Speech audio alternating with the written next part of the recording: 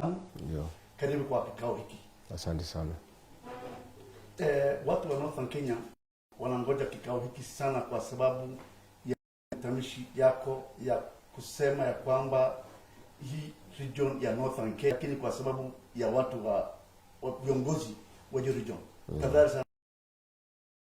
Asante sana. Kwanza nataka niseme karibuni sana na nichukue nafasi hii kusalimia watu wetu katika kaskazini ya Kenya, wale wakaaji pale Mandera, Wajir, Garissa, Isiolo, Marsabit na pahali popote jamii ya Wasomali, Waborana wote wanakaa katika. Na niseme nimeshukuru sana nimepata nafasi ya kuongea na hawa mambo ya vile watu wetu wanakaa. Mimi nikiwa kiongozi katika Jamhuri ya Kenya, ninawapenda Wakenya wote na nimekuwa na hamu sana kuongea na watu ya kaskazini ndio wanielewe mimi na waelewe msimamo wangu katika uongozi wangu na vile mimi naonelea Kenya yetu inaweza kukaa, na sana sana zile shida ziko katika kaskazini ya Kenya. Nimehuzunika sana ya kwamba tangu niongee maredio za Kisomali na Kiborana walinitafuta wakitaka wakuwe na kikao nami, na wakisema ya kwamba wamesukumwa sana na watu ya Garissa na watu ya Mandera na watu ya Wajir na watu ya Marsabit na watu ya Isiolo, wangetaka tukue na kikao cha faragha tusemezane. Na hao maredio waliponitafuta, mimi nilikuwa likizoni pande ya Mombasa, nikasema ya kwamba kama wakaaji wa Isiolo, Marsabit, Wajir, Mandera, Garissa wangetaka kuzungumza nami, mimi nikiwa kiongozi katika Jamhuri ya Kenya, lazima nizungumze na hao. Nikachukua ndege nikakuja, na hao maredio zote wakakuwa tayari. Kuanzia jana wametishwa, wameshurutishwa, wameuziwa uoga, kwa sababu viongozi katika hizo kaunti 5 hawataki ukweli julikane. Wangetaka kuendelea kuwadanganya wakaaji wa hizo kaunti 5 ya kwamba wamekuwa marginalized, na zile shida ziko huko ni kwa sababu wako marginalized.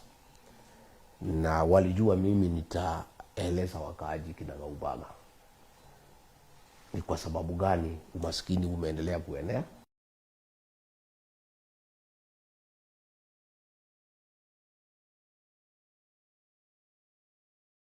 niongee na wakaaji wa Wajir, Mandera, Garissa, Marsabit na Isiolo.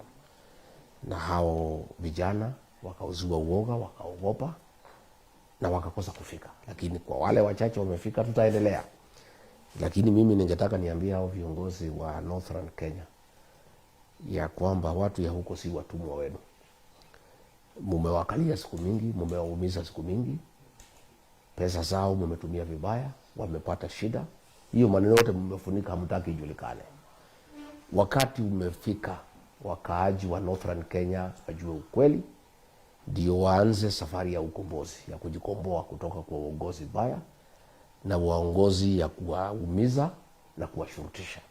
Ni makosa sana viongozi kutisha wanahabari.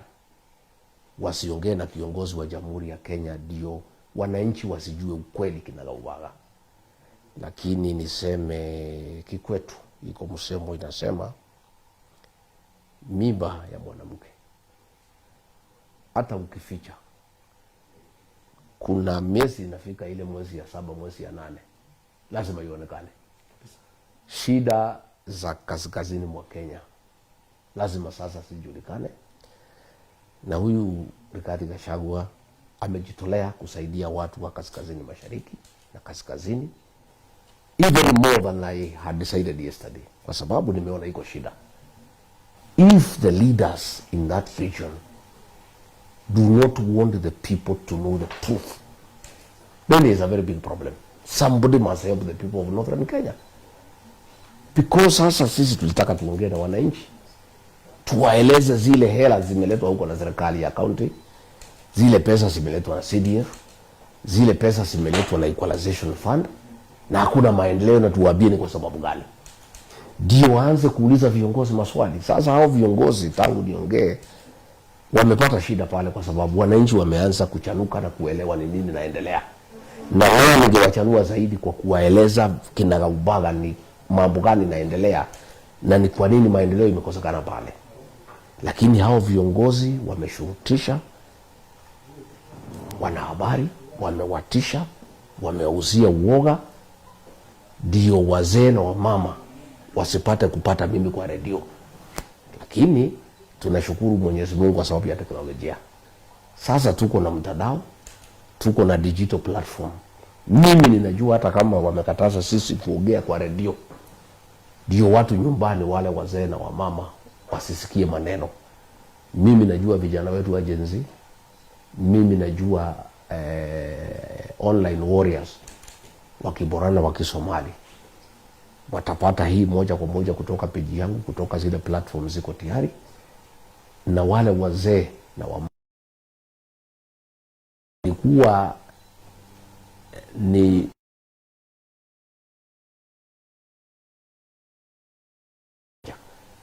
lakini hao wametishwa, hizo radio sasa hakuna. Lakini hii habari itawafikia. Mimi niseme mimi ni mzalendo wa Kenya, na mimi nashughulikia Wakenya wote, na lazima tuanze kuambiana ukweli. Na mimi nimeshtumiwa katika Northern Kenya wakiongozwa na Aden Duale na magavana na MPs ya kwamba mimi sipendi wa Somali, ya kwamba mimi nachukia wa Somali, kwamba jamii yangu ya Mlima Kenya tuko na matatizo na wa Somali. Hiyo ni uongo mtupu. Ndugu yangu, vile ilifanyika ni kwamba Aden Duale ni kibaraka ya William Ruto, na William Ruto aliponitoa kwa ofisi, hata akijua ya kwamba watu wangu, jamii yangu ndio ilimpatia kura karibu milioni 4 kumfanya yeye kuwa rais, mpango vile ataunganisha Wakenya wote kupigana na kuangamiza jamii ya Mlima Kenya. Ile inaitwa 41 versus 1. Na mtu mmoja alipewa hiyo kazi ni Aden Duale, afanye juu chini jamii ya Mlima Kenya ikosane na jamii ya Wasomali. Na ndio akaanza kunitubia makobora kusema mimi ni mkabila, mimi nachukia Wasomali, Wasomali na arigijia wesiki sana, Wakikuyu na Wasomali wako na matatizo. Ndio William Ruto afaulu kukosanisha jamii ya Mlima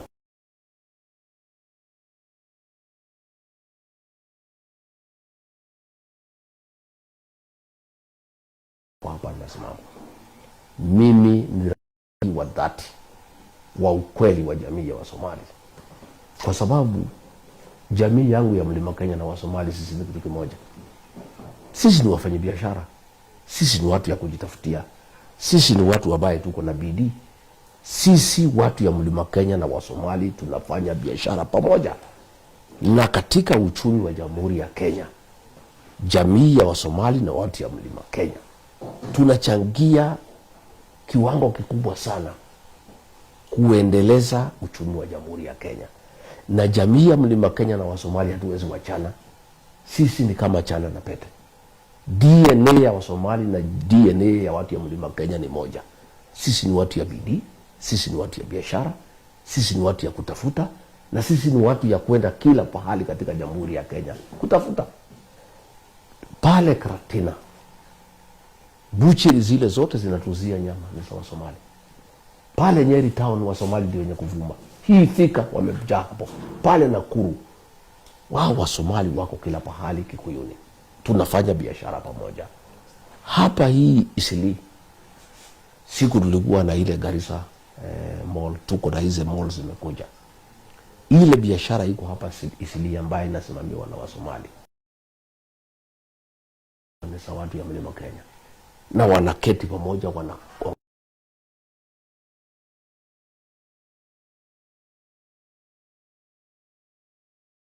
chuuzi wanaenda pale kwa Wasomali, wanabeba kania, wanaenda wanauza, wanachukua, wanaenda wanalipa wafanyabiashara ya Wasomali. Hii Eastleigh bila Wasomali na Wakikuyu hakuna biashara iko hapo, na sisi hatuwezi wachana, kwa sababu sasa hawa watu ya Mlima Kenya wakikosana na Wasomali watatoa mali wapi ya kuenda kuuza? Hawa Wasomali wakisikiza Duale wakosana na watu ya Mlima Kenya, customer yao atatoka wapi? Uhusiano wetu na Wasomali ni maisha yetu na kesho yetu. Na mimi nikiwa kiongozi katika Mlima Kenya na kiongozi wa Kenya, sitakubali Aden Duale na vibaraka wake wakuja katikati yetu na Wasomali. Na mimi nikuambie ndugu yangu, ukitaka kujua sisi na Wasomali ni kitu kimoja, pale Nyanyuki iko constituency inaitwa Laikipia East. Pale 90% ni Wakikuyu. Iko Waturkana, iko Wamasai, iko Wasamburu na iko Wasomali 1%. 1% only. Kijana naitwa Dedi mwaka 2017 Msomali amepigiwa kura na Wakikuyu, amekuwa mbunge wa Laikipia East, aongoza Wakikuyu. Itakuwaje jamii inasemekana imechukia Wasomali inaweza chukua Msomali imchague aongoze hao? Hiyo ni upuzi na ni ujinga na ni mambo haiwezekani. Imekuwaje Wakikuyu pale wameshikana wamesema wewe Msomali tuongoze? Hapa Kamukunji huyu mheshimiwa Hassan, Wasomali hapo ni 17%, Wakikuyu ni 54%. Hao Wakikuyu wamechagua mara 4 awaongoze. Itakuwaje useme ati hii Wakikuyu wanachukia Wasomali na Wakikuyu wenyewe wameshikana wamechagua Msomali awaongoze? Ukiona watu wanakubali jamii nyingine iwaongoze ni kwa sababu ya urafiki na kuaminiana katika hizo jamii mbili.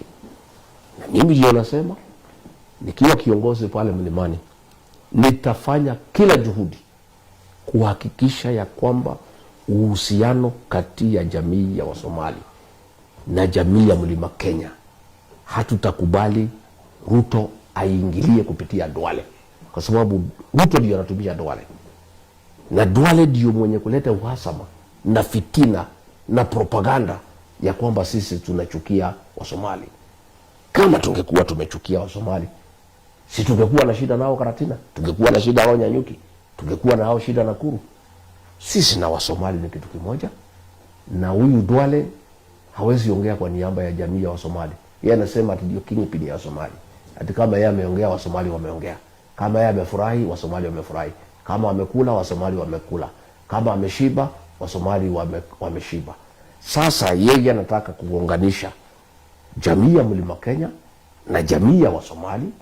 Jamii mbili katika Kenya zimeishi kwa amani, zimefanya biashara pamoja, ya kwamba Wakikuyu wamechagua Msomali akuwe mjumbe wao. Hapa Thika kuna mzee alikuwa anaitwa Ali Kabati, amechaguliwa na watu ya Thika Wakikuyu mwaka 20 kuwa deputy mayor.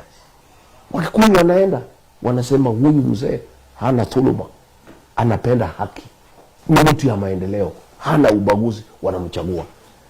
Wewe Aden Duale utaingia katikati ya Wasomali na Wakikuyu na njia gani? Hatuwezi kubalia wewe. Na mimi naomba jamii ya Wasomali, tafadhali msiangukie hiyo propaganda ya uongo ati Rigathi Gachagua anachukia Wasomali.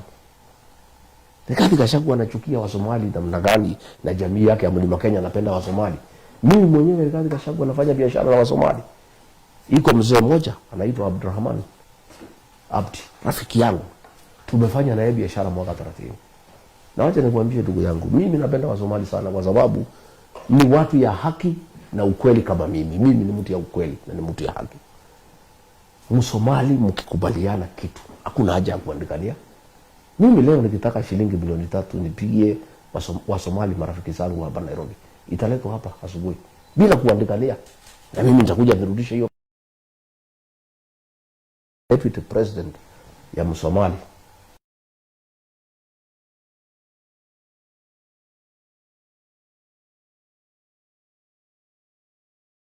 kuandikania. Msomali mkiongea mkielewana, kwisha.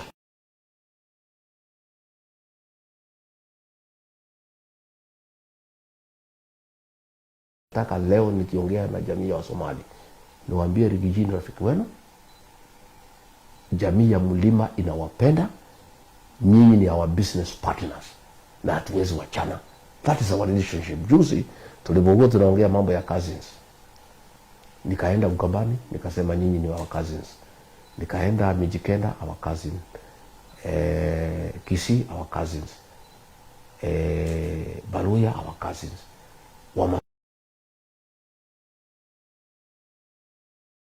Sema wewe Rigiji, nimesikia sasa uko na cousins, uko na mashemeji, sisi wa Somali. Nikasema you are business partners. Sisi na wa Somali we are, and nobody can come between us, and we cannot allow Aden Duale akitumiwa na William Ruto kulete uhasama kati ya jamii ya Somali na jamii ya Mlima Kenya, because Ruto akiondoka na ataondoka, sisi tutabaki tuendelea na biashara. Hakuna biashara wa Somali wanapiga na Ruto na watu yake. Bona ataenda akishaondoka.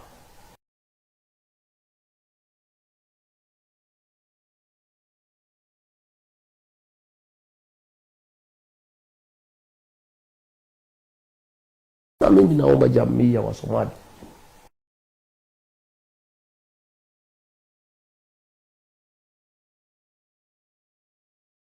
umiza wafanyika mimi hata sikuwa na habari ati ya Msomali anaitwa nani, mimi sijui. Isi sio Wasomali peke yake wako huko, kila mtu wako huko. Nikasema hiyo biashara inaumiza wakulima ya mchele. Wabunge wa Northeastern Kenya ndio wameita press conference kusema bana, ile mall ni hii, mwenyewe anaitwa fulani, ni wa jamii ya Somali. Mimi sikuwa nimeingilia Msomali, na mimi siwezi ingilia Msomali. Mimi naheshimu wafanye biashara ya Wasomali, not just in Isili but in the whole country. I have told you pale Karatina, mimi mwenyewe nikiwa na wageni, ile nyama inatumika kwa wageni wangu, ninatoa butchery za Msomali. Kuna mfanyabiashara labda alifikiria nimemuingilia, pole. Mimi I respect them. I know their contribution to the economy of this country. They are hard working.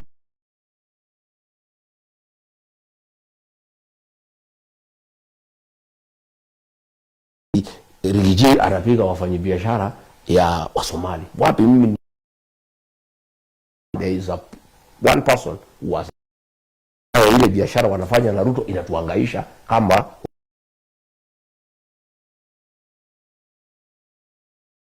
wabunge. Kwa hivyo I would like to assure the business community of the Somali,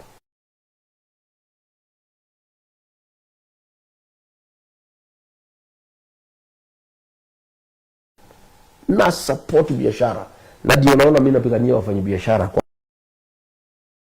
good business environment. I want to encourage our Somali business people in Isili and elsewhere, mpanue biashara zenu, muendelee vile mnaendelea, na muendelee kuwa waangwana na watu waaminifu.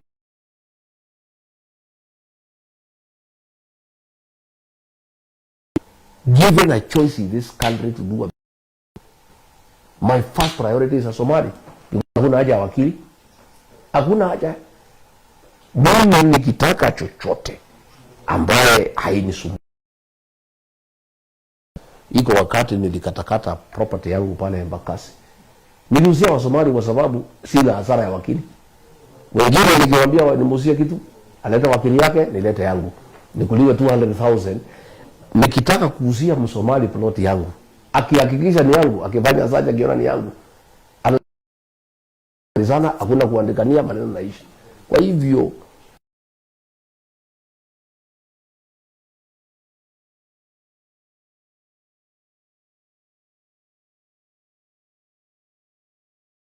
biashara, nataka kuambia hao pongezi kwa kuwa ni watu ya haki, watu hapendi dhuluma.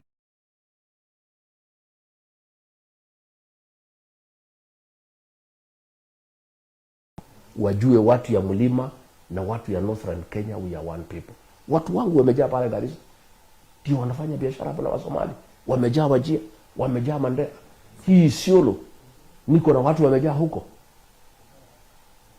kila pahali Moyale wako huko, everywhere in the northern Kenya. In my place, the Somalis are everywhere. Hata hii kare hizi Mheshimiwa wamejaa hapa. Makamu wa Rais, huyu ndio wale ambao unasema sahihi. Yeye anasema wakati mlikuwa naunda serikali mliunda serikali 2022, yeye alikuwa anatetea Wasomali waandikwe kazi kubwa kubwa sana. Na yeye ndio ameleta hii manafasi yote. Hiyo ni kweli ama iko aje? Huyu tulitafuta serikali na yeye mdomo mrefu, mambo mingi aliletea Ruto, alikuwa watu wataki hata ile shida Ruto alikopata Northeastern, Raila alimshinda kwa mbali. Mimi nimekuja kujua kama nimekuwa deputy president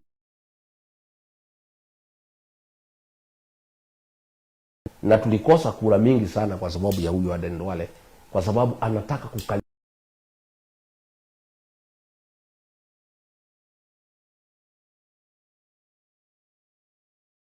Hakuna kazi Aden Duale alipatia Wasomali. Ile serikali tuliunda na William Ruto tulipatia Wasomali. In fact ile shida ilipatikana kubwa na mimi ndio tulianza kupigana na Aden Duale. Na ni mzuri niseme leo, anajipenda sana. Kulikuwa mimi kuna kamati William Ruto alikuwa ameniambia nisimamie ya kupeana kazi.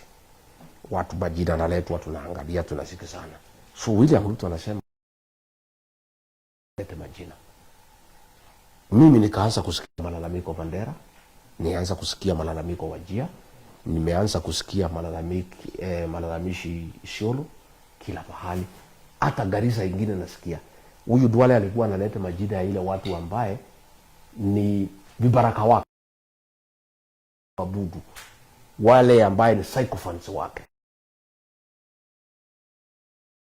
Kuambia ukweli ni kwamba wakati ya Kibaki na Uhuru, Wajia walipata waziri, walipata viti ya ma-PS. Huyu Aden Duale alitaka watu wapewe kazi, watu wa kutoka hapo kwake, kwa sababu klani yake, familia yake ndogo, na wale ambaye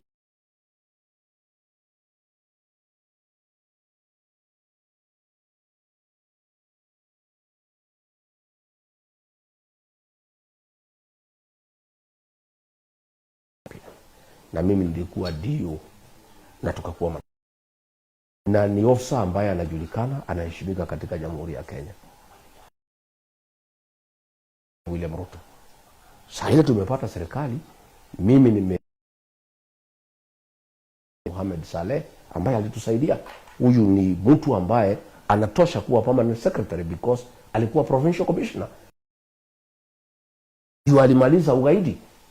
Record ya Mohamed Saleh katika huyu Duale alikataa. Alisema hiyo mtu si ya familia yangu na huyu mtu hawezi kuniheshimu, hawezi kunitambua. Alikataa. Mpaka wa leo Mohamed Saleh alisaidia William Ruto. Alitoka bure kwa sababu huyu Duale hamtaki. Anasema yeye ni mtu ya Wajia. Ukileta mtu ya Mandera hataki. Hata huyu amekuwa advisor ya president, huyu anaitwa nani? Hataki yeye, hataki mtu yeyote, anataka watu vibaraka wake. Na ni mzuri nieleze, siku William Ruto anataka kupatia Nuruddin Haji, huyu Director General of the National Intelligence Service, pale alipinga sana sana, na mimi nikauliza Duale, huyu mbona umelete vita namna hii utaki? Anasema hapana, mimi sitaki Msomali mwingine hata moja anaweza ongea direct na president. Na hii kiti ya intelligence mtu akipata lazima aongee direct na president. Na sasa huyu Nuruddin Haji akipewa atakuwa aongea na rais direct, na mimi sitaki. Sitaki mtu yeyote Msomali anaongea moja kwa moja na president. Inatakiwa ikuwe ni mimi peke yangu.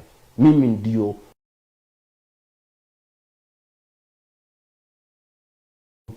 lazima mtu apita kwangu. Lazima nikamuuliza, lakini kiti na inakuja nyumbani, na hata huyu na kazi yake ni ya security, na wewe uko na minister wa defense, na yeye apate hii iko makosa. Anasema bwana wewe Rigiji uelewi. Hii Wasomali lazima niwakalie. wakianza kuongea na rais direct, mimi nitakosa nguvu na watanikata miguu huko nyumbani. Lazima kila mtu anataka kuongea na rais apite kwangu, na mimi sitaki mtu mwingine yote afike kwa rais. Sasa hapo na rais tukaongea akampatia. Up to today kazi yake ni kumwandamana. So siku mimi tulipitana na Nurdin Haji kwa kikazi, nikaona hapa hafanyi vizuri, mimi nikasema. Duale akajaribu kubidua ati mimi napiga wa Somali. Yeye ndiye alikuwa hataki Nurdin Haji. Mimi nilikuwa namkosoa kwa kazi. Mimi sikuwa nasema ati namchukia. Mimi nilikuwa namkosoa kwa kazi. Huyu Aden Duale, huyu ndugu yake kutoka Garissa, alikuwa hataki aingie kwa hiyo kazi. So niseme pale, hata hii majournalist yote wametishwa ni Aden Duale, kwa sababu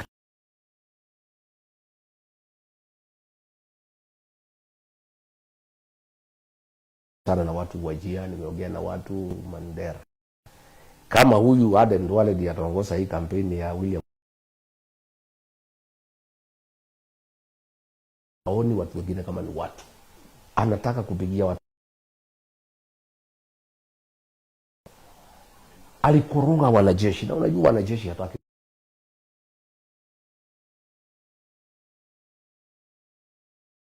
Yeye ni commander in chief, hawezi approach ye direct kusema deputy president, mwambie rais huyu Duale anatukoroga.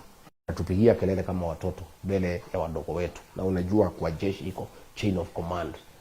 Uwezi pigia general kelele kama mdogo yake yako hapo. Akakoroga hiyo watu, biashara, anataka kuchukua biashara ya majani chai, biashara ya mkate, biashara ya nyama, biashara ya mchele, akakoroga hiyo watu sana. So siku kumetokea hii maneno ya jezi na rais amefuta cabinet yote, wanajeshi walifurahi sana. Hata kulikuwa na party huko kwa mesa, wanajeshi wanafurahi.